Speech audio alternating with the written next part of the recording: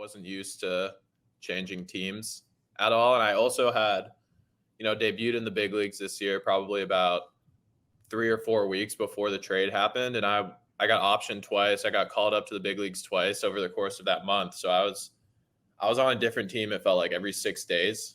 At that point. All my bags were still packed up in my hotel room because I had just gotten to Chicago.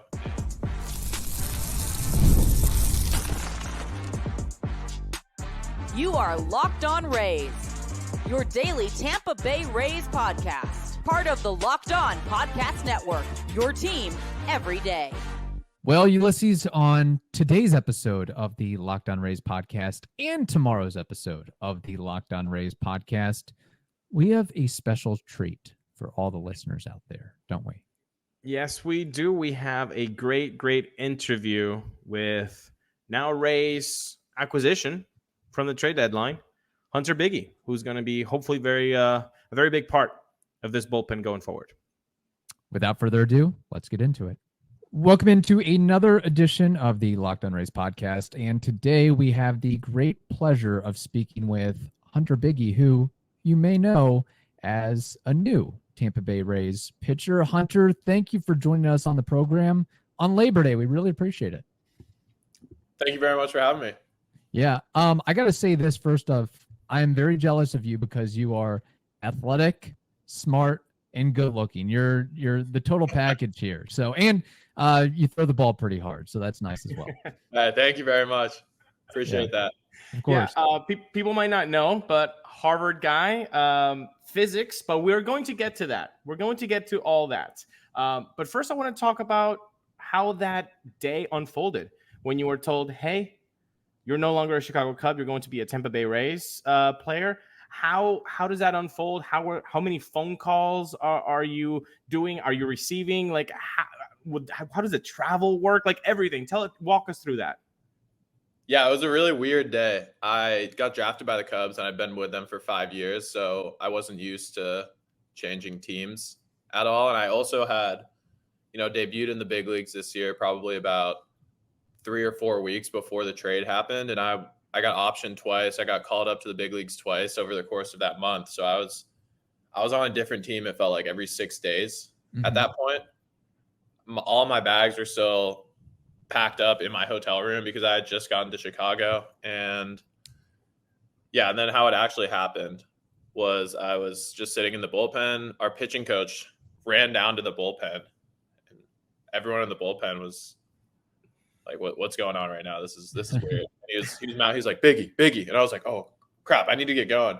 Because usually I would, like, when I was in AAA, I was pitching the 9th inning. Usually I was kind of like in the closer role, and it was the 4th inning. So I was not, like, my shoes weren't tied. I wasn't prepared to pitch. And so I got up, I started doing some jumping jacks and stuff. And he's like, no, come here. And then he told me, he said, hey, I don't really know how to say this. This is kind of weird, but you just got traded to the Tampa Bay Rays. So go pack up your bags and go win a World Series. And it was a pleasure coaching you. And I was pretty sad immediately because I'd been with this pitching coach. He was my pitching coach in high A and AAA. So had a good relationship with him, had a really good relationship with a lot of the Cubs. But all my teammates, once I got into the locker room, were basically saying, congrats, the Rays, awesome organization. They have the best pitching development in baseball. You're going to love it there. This is great for you. We're all super happy for you.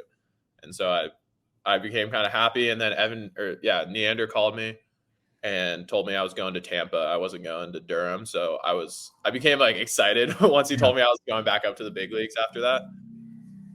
And I called my parents, told them I was going to be a Tampa Bay Ray. My wife was there, so I called her and told her that we need to pack up and get on another flight again that night.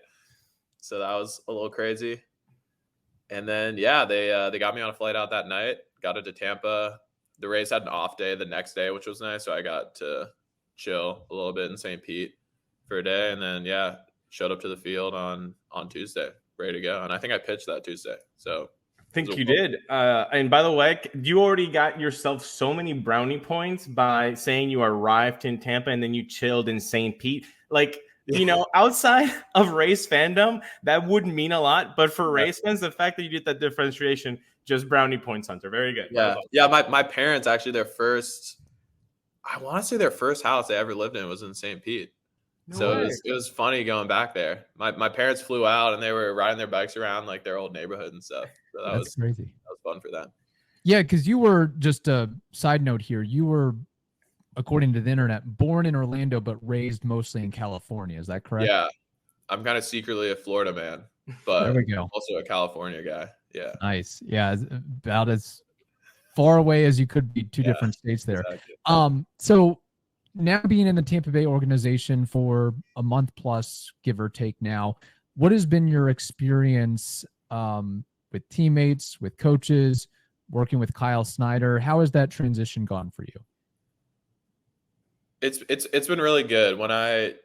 On Tuesday, once I got to Tampa, I was in the locker room, got to meet with Kyle and some other people from the pitching department. They were kind of pumping me up. They're saying, "Hey, we're really excited to have you. We think you have really good stuff, and we just want you to fill up the strike zone as much as you can and trust that if you're throwing a strike, it's going to be a positive expected value for you as a pitcher, and it's going to help you prevent runs because your stuff is so good."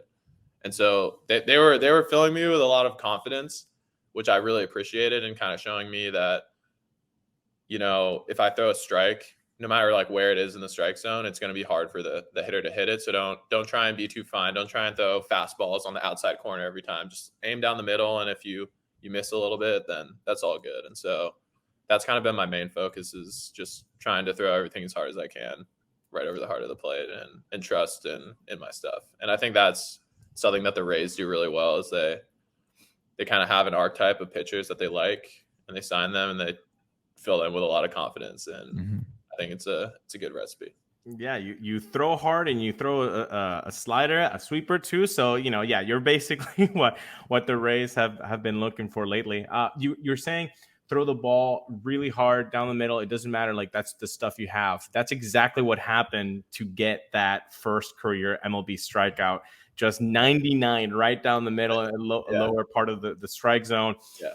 How did that feel? I mean, it was really cool as a fan to see that, your family was in the stands. But in that moment, I mean, obviously, like, you've been dreaming about this for like 20 plus years. You're there, you're on the mound, you get your strikeout. What is going on through here? Are you even trying to look at the stands and see your family and friends? Or are you just like so in the moment you forget all about that? Like, what is going through your mind? Yeah, we're in Baltimore with the Cubs, and this is ninth inning. We were up by, I don't know, 7 or 8 runs. It was kind of a blowout. And they told me that my first outing was going to be in a blowout. Basically, they were like, "Hey, like the first time you pitch, it's not going to be a close game." And so it was the 9th inning. It was not a close game, and I was thinking that this might be the time that I get in there. And sure enough, they called down, and my heart was pumping. It was also felt like 90 degrees, 150% humidity. It was super hot. I started freaking out. My heart was racing. It was a huge adrenaline rush, and I was just trying to relax myself. I was trying to take deep breaths. I didn't throw a single strike in the bullpen. I was kind of freaking out, so I did a somersault in the bullpen to try and do something a little funny to make me feel more comfortable. And yeah, I didn't throw any strikes in the bullpen. The inning ends. I'm running out there just praying that I can throw a strike when I get out on the mound. And I was zoned in. I didn't hear anything in the stands. I was facing Anthony Santander my first at bat. The dude hits a lot of home runs. Yeah. I was nervous, very nervous. And I think first pitch was just fastball down the middle. He took it for a strike, and then after that, I felt just pretty locked in, and I wasn't really aware of what was going on too much. I was just, I wasn't thinking at all. I honestly don't remember a lot of the pitches. It was pretty surreal. Felt like a dream. Whether you want to make it to a soccer, football, baseball game time is where you should get those tickets. And you know what? It's because they have so many good things about it in that app. For example, they have seat views. You can get a panoramic view from the view of your seat just to know what you're kind of going to be experiencing. That's awesome. And they have the lowest price guarantee, or Game Time will credit you with 110% of the difference. That's pretty cool. So today, take the guesswork out of buying tickets with Game Time. Download the Game Time app, create an account, and use code LOCKED On MLB. For $20 off your first purchase, terms apply. Again, create an account and redeem code LOCKEDONMLB for $20 off. Download Game Time today. What time is it? It's game time. That's great. And now pitching at the Trop compared to other ballparks, do you feel like that's an advantage for a pitcher? Just what has been your experience like working at the Trop compared to other areas? I personally love the job because it's just perfect weather there all the time. It's it's like 72 degrees, and you don't need to worry about being too cold. It's not too hot. It's just great conditions for baseball. I don't know if it's an advantage for pitchers or hitters. It's just like a pretty temperate climate. So that's about all I know about the job, and I like it. We do call it the most beautiful warehouse in all the world, or America's ballpark. So you're part of that family now. Are you a big let me shag some fly balls before the game? Are you that guy? And if you are, have you had some difficulty tracking some of these down? The first day I was there, I shagged some fly balls, and it was a little hard for me to track the balls down. But I think my eyes have adjusted to the white roof pretty well. The roof looks exactly like a rubbed up baseball. It's it's white, but it looks like it kind of has some dirt on it. And so I can understand how it's hard to track down fly balls.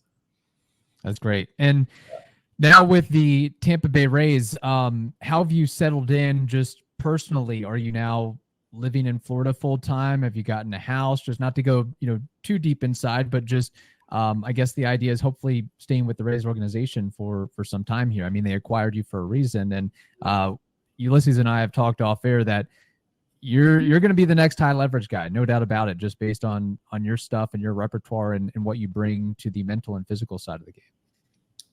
Yeah, I have not settled down at all. I've been living in a hotel for the past 2 months, and I'm gonna probably continue to just stay in. I mean, we have this homestand, and then I think we're on the road for a week and a half, and then we have one more week at home, and then we finish the season on the road. So I'm just gonna be in a hotel. I'm gonna be living in Arizona this offseason. I signed a lease in Arizona like a day before I got traded to the Rays. So, no.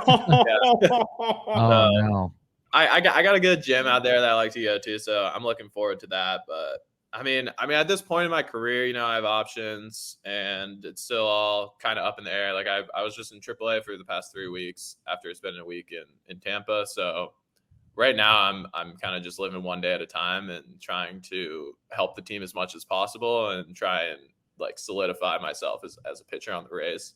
And that's kind of where my mind's at. I think a few years down the line, hopefully, I can put together some good seasons and kind of be able to like make longer term commitments in places. But right now I'm just kind of living one day at a time. Well, hopefully it's a good set, and those hotels in Arizona should be nice in the winter time. Yeah. Let's go back in time, let's say around 20 years or so, when Hunter was growing up. Why baseball? Why not football? Why not soccer? Why not boxing? Why not archery? Why not chess? Why was it baseball for Hunter? So, I played a lot of sports growing up. I actually was in the chess club in 4th grade. Chess is my favorite hobby right now. I love playing chess. I play a lot of chess every day on chess.com. I played baseball, basketball, soccer, football growing up. I just always loved sports and, playing with my neighbors, wiffle ball, playing flag football growing up, everything. And, when I was in middle school, I played basketball, baseball, and football. Got to high school and I stopped playing basketball because basketball went into baseball season a little bit. But I think I was always the best at baseball. It wasn't like I liked baseball more than any of the other sports I played. I just happened to be better at baseball than I was at the other sports. I was still pretty good at the other sports. I was a quarterback on my high school football team all 4 years. So yeah, but I got some college off interests pretty early in my high school career. So it was kind of apparent to me that baseball would be the thing that I did post high school. And I loved it. I remember my dad would always throw batting practice to me. He was always willing to to take me to the baseball field and, hit me grounders, throw me back BP, catch my bullpens and stuff like that. I don't know. I've just always had a love for sports. I love being outside. I love being active, and I love competing. And I think I was just blessed with some natural talent at baseball from an early age, and that's kind of why I'm still playing baseball. It certainly worked out. Now, growing up, were you kind of a jack of all trades, or was it the idea of, hey, you have inherent talent for being a pitcher, or was that kind of undecided all throughout your little league, high school, college career as to what's going to be my bread and butter going forward? Yeah, I think I was definitely a jack of all trades. Growing up, I was a catcher. I when I played travel ball and little league, I was a catcher. In little league, I would pitch because I think I hit my growth spurt kind of early. So when I was in little league, I was one of those kids that was throwing 75 miles an hour, which is pretty hard for a 12-year-old. Yeah. So I would pitch, but then I'd go I would play on this one travel ball team in my area called La Miranda, which has a lot of big leaguers have come out of that program, and it was kind of like the premier travel ball program in Northern California, and I was a catcher on that team, and I always thought I was going to be a catcher in college.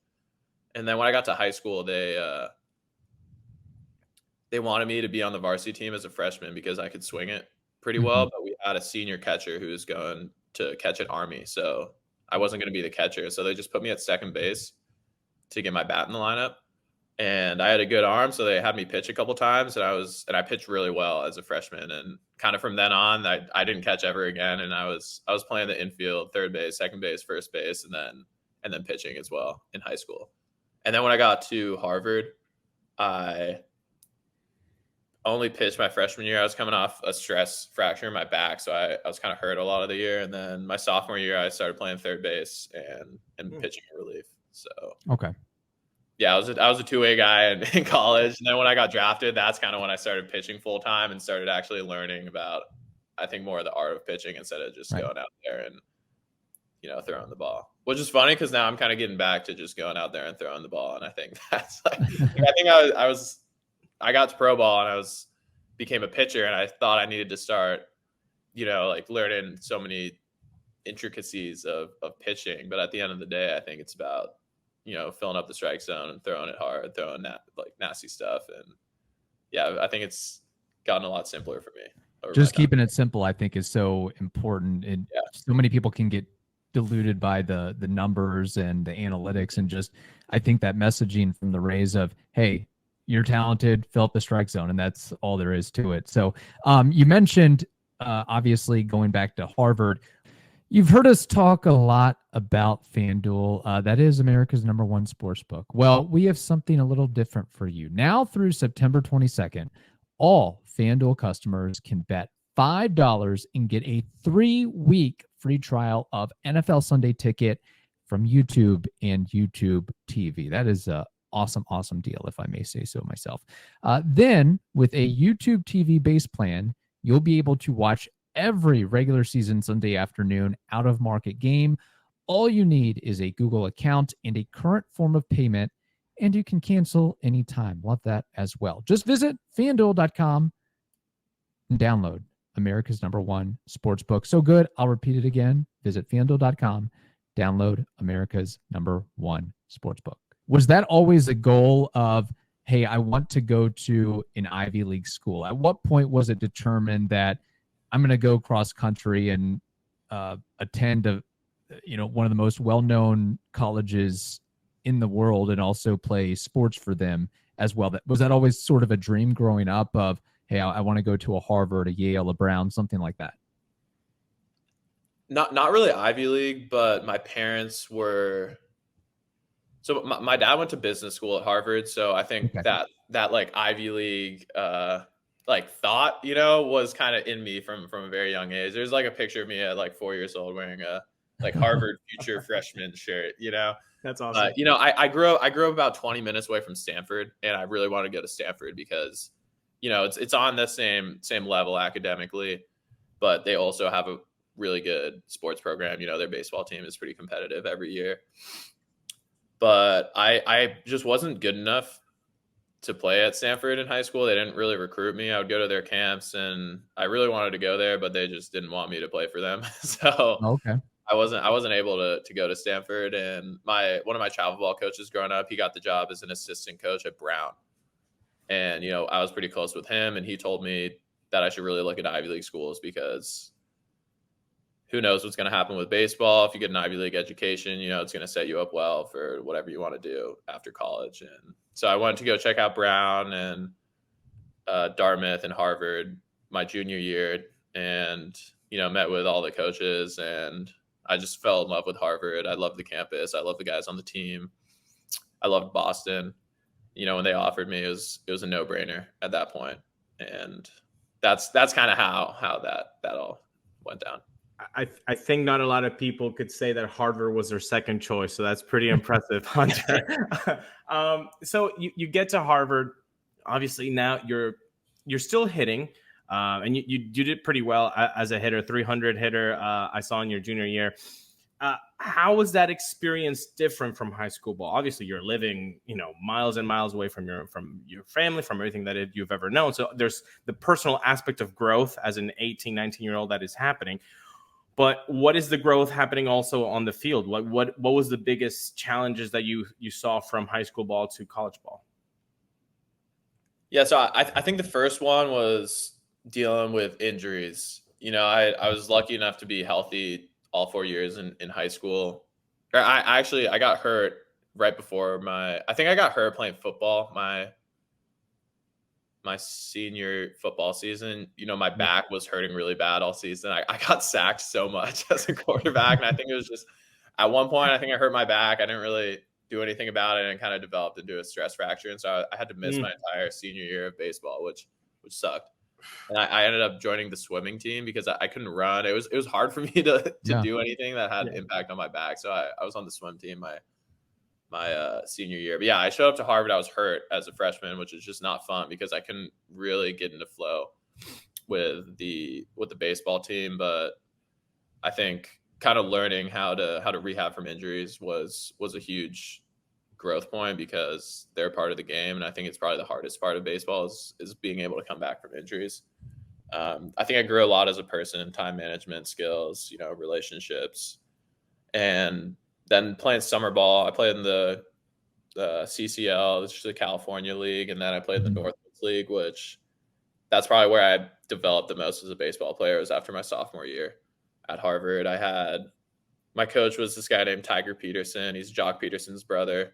Big baseball family. His dad's a big hitting guy. They're from Palo Alto, which is really close to me. And he kind of taught me what you need to be able to do if you want to be a professional baseball player, and kind of the day-to-day grind of it, and showing up every day and working hard, and the importance of being able to hit bombs and throw really hard, and just kind of working on developing my body to be able to throw 95 plus and hit home runs and all that. And so I think that's probably where I developed the most. Also, we played, I think it was 75 games in 72 days. Cool. So it really prepared me for minor league baseball and pro baseball in general, because in college, you're playing every weekend. So you play 3 games, then maybe a midweek, and then you have, 3 or 4 days off every single week, which is just a lot easier on the body than, showing up and playing every single day. So those are kind of the things that helped me develop as a baseball player, I'd say. And as you're growing, you go into high school ball, you stop playing other sports, you get to Harvard. Also, when does that fandom for baseball stop? Like, when does it just like, I got to watch my favorite team because of my favorite, player that is watching? But at that point, that kind of ends for basically all baseball players. Like, there's some point where the fandom kind of just ends. When did that end for you, and for what team did that end on? So, I mean, I was a huge Giants fan growing up. They won 3 World Series while I was in high school. That Buster Posey, Tim Lincecum, Madison Bumgarner, really fun team to watch. I was a catcher growing up, so I loved Buster Posey. Tim Lincecum, everyone wanted to throw like him when I was in Little League and all that. And then so I mean, I was a huge Giants fan growing up, and I got to Harvard, and I immediately had 0 hours of free time for 4 years straight. And I didn't watch the NFL. I didn't watch the MLB. Like I just, if I had a minute of free time, I wasn't going to spend it, watching like a random baseball game or Right. a random football game. And so I think, I was focused very much on my day-to-day experience and on myself and trying to get good grades. The classes were super hard. Baseball, like college baseball, is a lot more competitive than high school baseball. I'm trying to, like meet girls. I'm trying to, have fun with my buddies. And, just, I think fandom of sports just took the back seat a little bit. Since I got to pro ball, I've had a little bit more free time. So, so watch a lot of, I watch baseball for like 3 hours every single day. So I don't really watch it on TV too much, but big NFL fan. Yeah.